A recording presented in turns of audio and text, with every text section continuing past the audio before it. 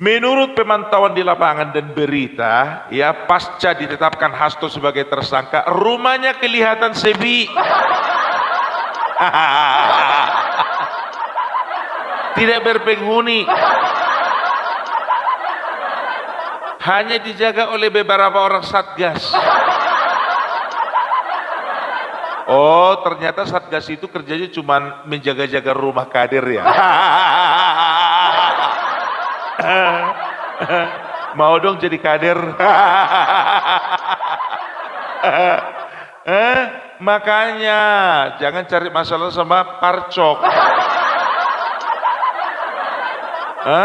Kalau misalnya kau baik-baik kemarin tidak menghambing hitamkan bapak kepolisian, kau kan bisa minta tolong sama pihak kepolisian untuk menjaga rumahmu, iya kan? Ini mana lagi mau minta tolong? Karena apa, dikit-dikit Parcok, dikit-dikit Parcok. Segala dia tong minta tolong. Mau nggak mau Satgas lebih menjaga.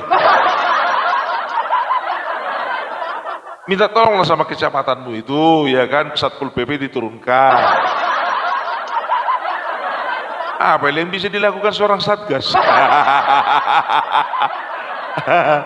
Aduh, tapi jujur aja lah aku bilang, untung saja yang namanya Hasto itu sudah dicekal, nggak boleh kemana-mana, nggak boleh keluar negeri selama 6 bulan. Selain Hasto, ternyata Yasona Lawli juga dicekal. Enggak boleh kemana-mana. Kompak nih harus gitu dong, yang namanya kader dan sekjen harus kompak.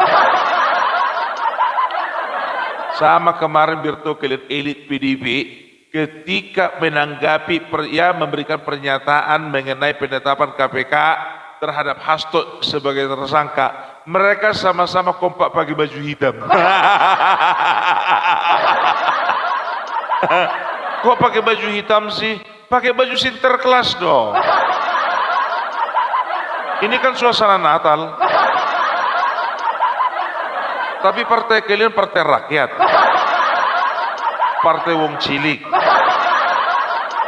Harusnya kalian itu sama-sama bergembira dengan masyarakat gitu loh. Ini suasana Natal tahun baru loh. Ya, itu namanya kalian tidak menghargai masyarakat kalian yang kebanyakan pemilihnya juga memakai baju Sinterklas. Pakai dong baju Sinterklas gitu loh. Sekali-sekali menyenangkan hati masyarakat, kenapa? Ini dipakai baju hitam. Menggambarkan masa depannya ya. Aduh, kelihatan ini gimana ini 2029 ini. Atau mau ganti warna partai? Yalah, tapi bukannya bilang apa, tahu ndak kalian? Kalau ditanya ya, siapa yang paling bertanggung jawab ya dengan suasana di dalam partai PDIP, ya biar ku bilang sama kalian, pokoknya yang bertanggung jawab adalah mereka sendiri. Mereka sendiri ya. Jadi mereka ini kan berpendapat bahwasanya ada pihak-pihak luar ya, ada orang luar yang ingin mencoba-coba menggagalkan kongres mereka di bulan Maret 2025. Ku bilang sama kalian, nggak ada untungnya. Ngapain? Ya, ngapain diobo-obo? Tapi sebetulnya begini sih, kalau secara politik itu bisa saja terjadi, ya kan?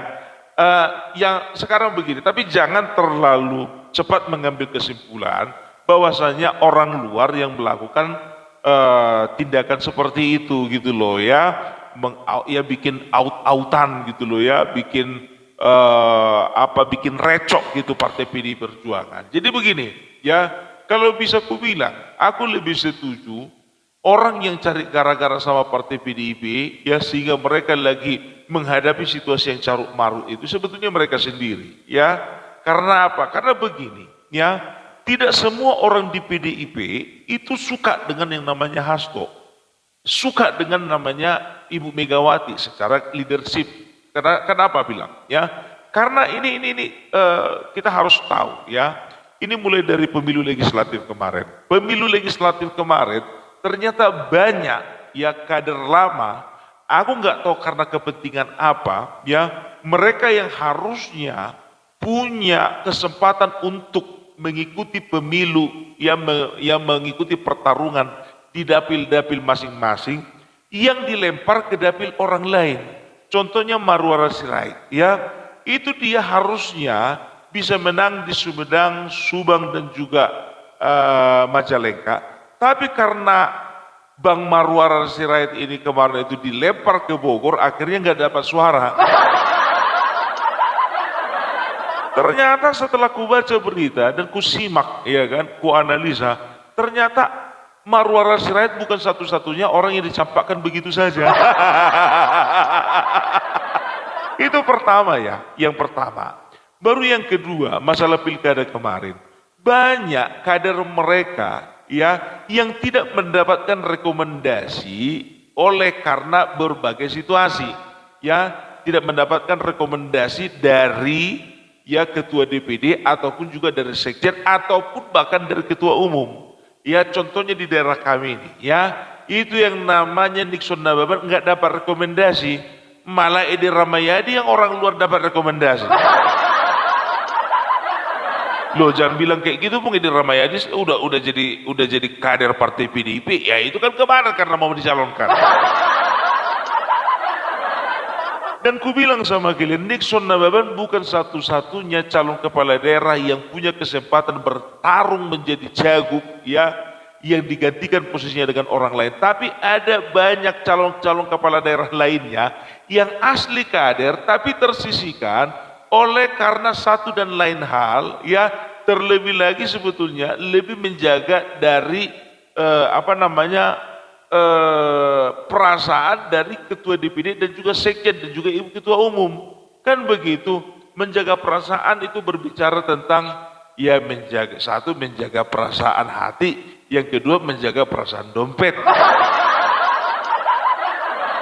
Ya aku nggak bisa belak-belakan sih ngomongnya. Ya kan begitu. Kalau misalnya contohnya ya ada misalnya di satu situasi di mana kader mereka sebetulnya punya potensi tapi nggak punya uang. Ada orang yang bukan kader tapi punya uang. Rata-rata yang dipilih daripada kader sendiri. Kan begitu ya. Sekarang masalah elektabilitas, contoh seperti Nixon Nababan ya, dia tidak mendapatkan rekomendasi dari partainya untuk maju sebagai calon gubernur. Karena apa? Elektabilitasnya rendah. Edi Ramayadi yang bukan kader, elektabilitasnya tinggi. Jadi mereka lebih mengutamakan hitung-hitungan daripada perasaan kader. Itu dia. Ya ingat, pemilu satu, banyak yang sakit hati. Yang kedua, pilkada itu banyak juga yang sakit hati. Baik di tingkat provinsi dan juga tingkat kabupaten. Baru yang ketiga, ini pasti ada sangkut pautnya dengan pemecatan 27 kader. Sekarang begini, ada di antara mereka ya, kalau bisa ku katakan ku bagi menjadi dua kelompok. Kelompok pertama dari yang dipecat itu adalah orang-orang yang sudah mengundurkan diri. Itu yang pertama. Baru yang kedua, ya mereka dipecat sebelum mengundurkan diri. Kan begitu. Nah, orang-orang yang dipecat sebelum mereka mengundurkan diri, ya mungkin saja mereka itu ada di provinsi, mungkin saja ada di kabupaten, ya. Dan tahu enggak kalian, ya perasaan mereka dipecat, tapi karena tidak mengundurkan diri, itu lebih sakit daripada dipecat karena sudah mengundurkan diri. Apa bisa kalian jamin atau kita jamin orang-orang yang dipecat PDIP akan diam begitu saja?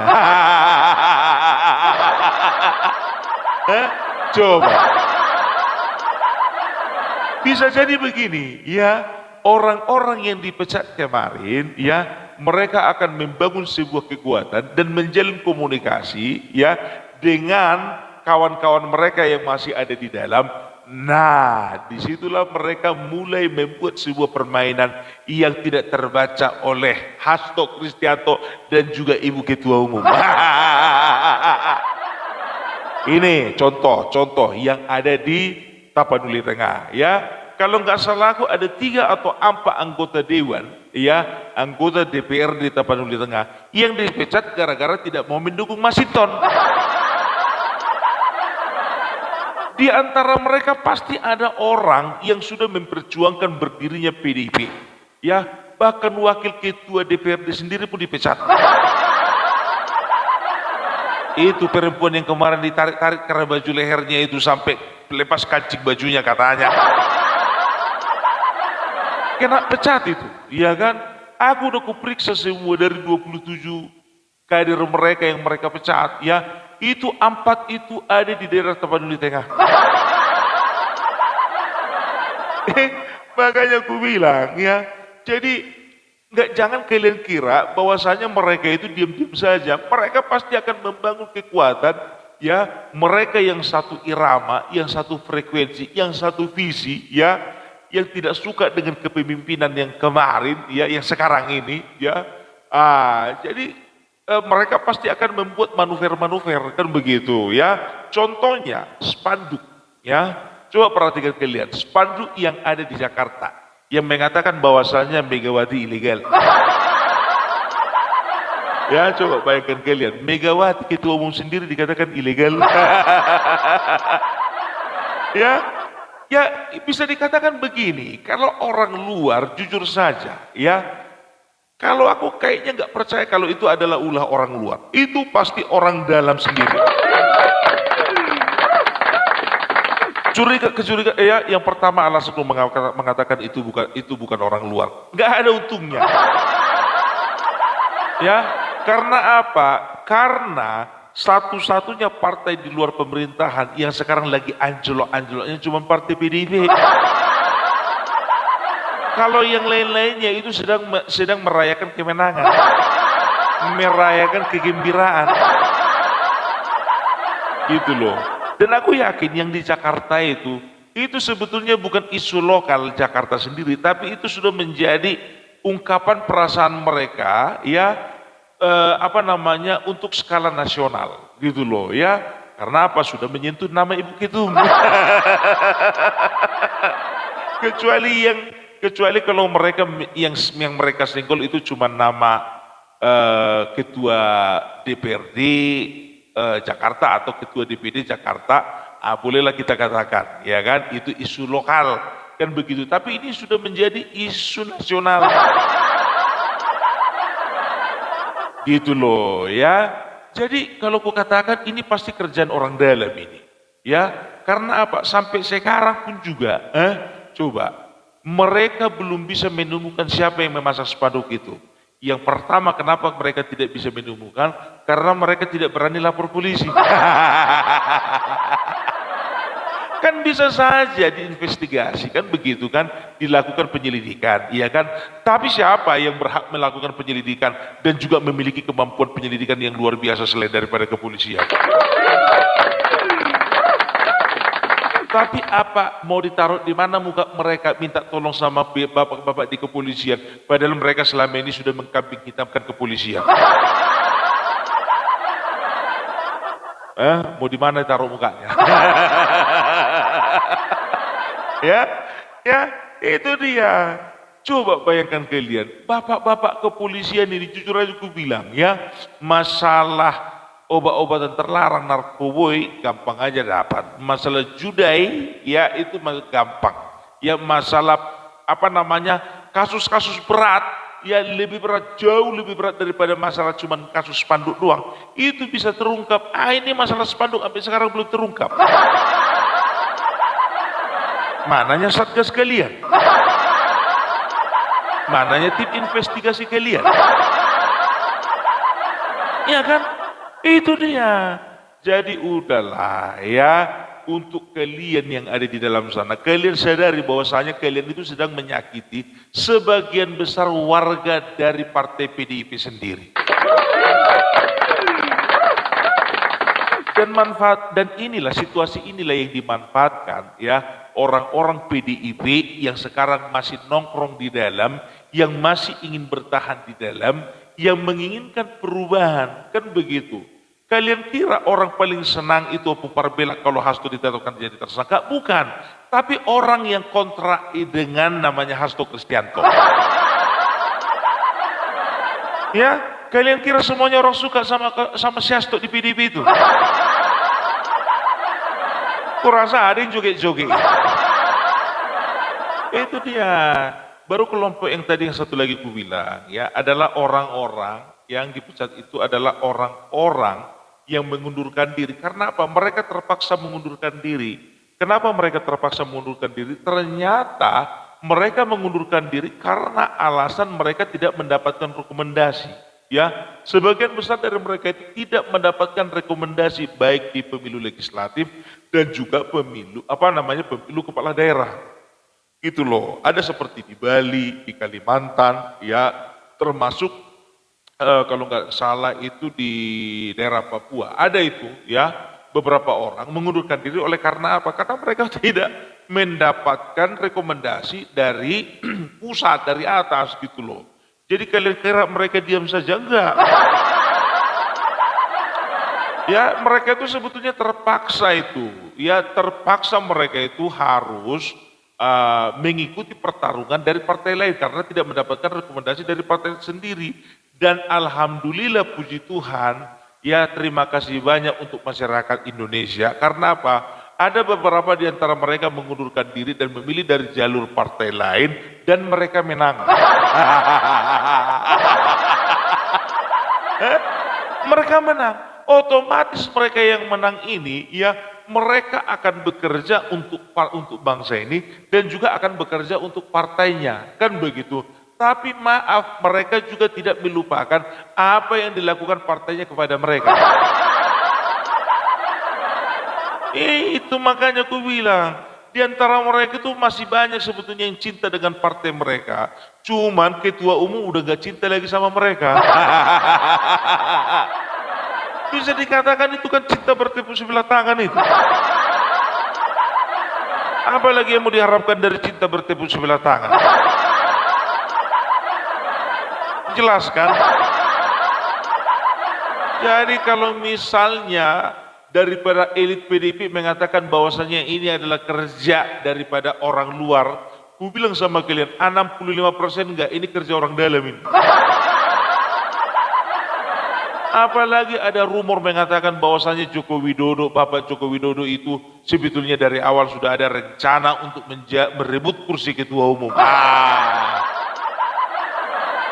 Ini loh, kalau bicara tentang Bapak Joko Widodo dan juga Ibu Megawati, ya kasar katanya begini, ya Ibu Megawati sebetulnya sayang dengan Bapak Joko Widodo dan Bapak Joko Widodo pun juga masih hormat, masih respect dengan yang namanya Ibu Megawati.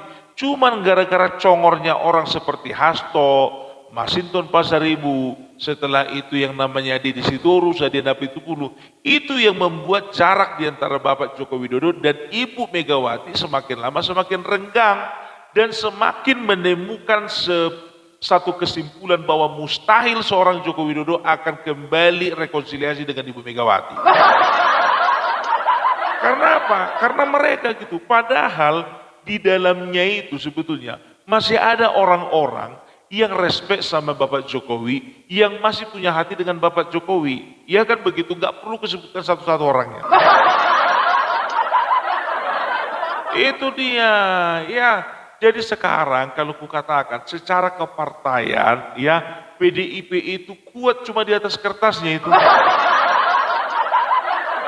Kalau di dalam sebetulnya partai inilah yang paling rapuh sekarang. Ini partai-partai kalau udah kayak gini rentan ini. Rentan. Karena mereka itu seperti ibaratkan gini, kalau Golkar dia itu partainya itu partai gotong royong. Bukan ada saham 1-2 orang di dalam partai tersebut, kan begitu. Jadi kalaupun contohnya ada beberapa faksi di Golkar ini kan ada beberapa faksi. Faksinya Bahlil, faksinya Abu Rizal, faksinya LBP, faksinya juga Yusuf Kala, kan begitu. Kalau misalnya bertingkah satu faksi, ya kan begitu, ini nggak akan berpengaruh. Kita udah lihat bagaimana Surya Paloh keluar dari sana membentuk partai yang namanya Nasdem, Pak Prabowo keluar membentuk partai yang namanya Gerindra, Wiranto keluar dari partai membentuk sebuah partai yang namanya Hanura. Tapi sampai sekarang Golkar tetap kuat.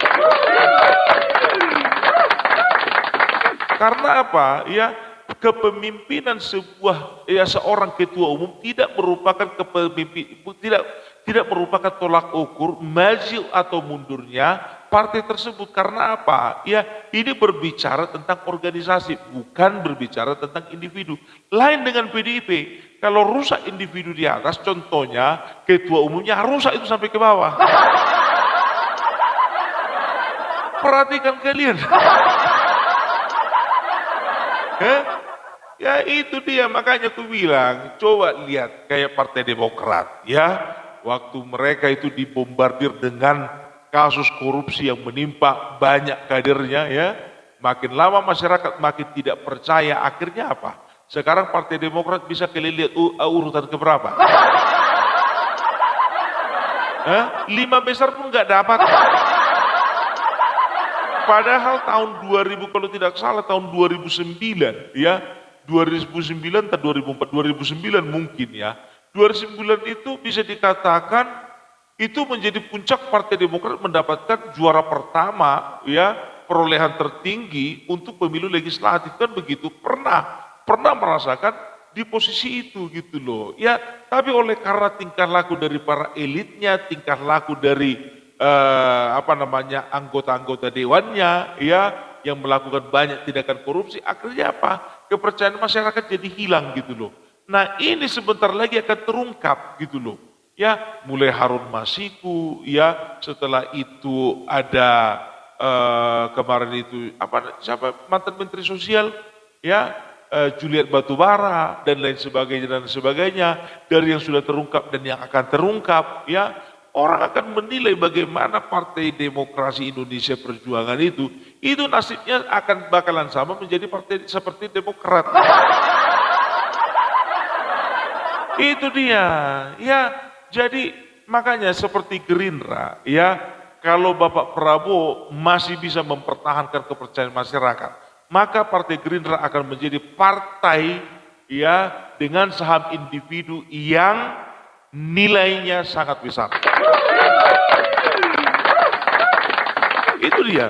Coba bayangkan kalian, 3 partai besar sekarang itu kan PDIP, Golkar dan juga Gerindra. Kan begitu. Sekarang itu PDIP bisa kukatakan di ujung tanduk. Kita perhatikan nanti tahun 2029 masih banyak enggak caleg-caleg potensial dan calon-calon kepala daerah potensial yang mau mencalonkan diri dari PDIP. Mereka nanti ke depannya, mereka pasti berpikir bagaimana meraih suara sebanyak-banyaknya dari masyarakat. Otomatis mereka akan mencari partai, ya bagi yang bukan kader, mereka akan mencari partai yang bisa dijadikan tumpuan untuk mengumpulkan suara sebanyak-banyaknya. Kan begitu, coba sekarang aku bilang sama kalian dulu, ya jujur aja lah dulu sekarang, ya kepala daerah. Ada calon potensial dari caleg ataupun juga potensial itu berbicara ketokohan dan juga keuangan ya. Kalau bicara tentang potensial, ada nggak yang mau maju mencalonkan diri dari Partai Umat? Nggak ada. Kalau partai pengusung mungkin iya. Makanya aku bilang ya hati-hati untuk PDIP gitu loh. Ini akan menjadi tahun penentu ya.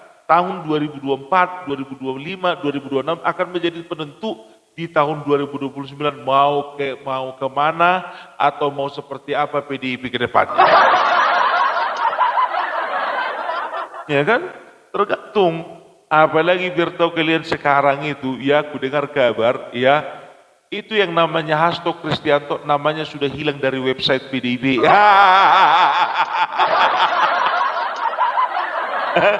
Hilang. Coba bayangkan kalian, ya kan? Sekarang mereka sedang mempersiapkan sebuah nama untuk menggantikan Hasto Kristianto. Kan begitu. Ku bilang sama kalian, percuma mau gimana pun juga kalian ganti modelnya, ya. Kalau memang di dalamnya masih terdapat konflik dan juga di dalamnya masih masih terpecah belah, ya, itu akan susah maju PDIP ke depan. Makanya ini PR bagi PDIP banyak ini, ya kan? Mereka harus pastikan bahwanya di dalamnya itu satu komando. Ini kan ada beberapa komando ini. Di Ketum memang satu komando. Satu level di bawah Ketum, ya di tingkat DPP ada beberapa komando itu.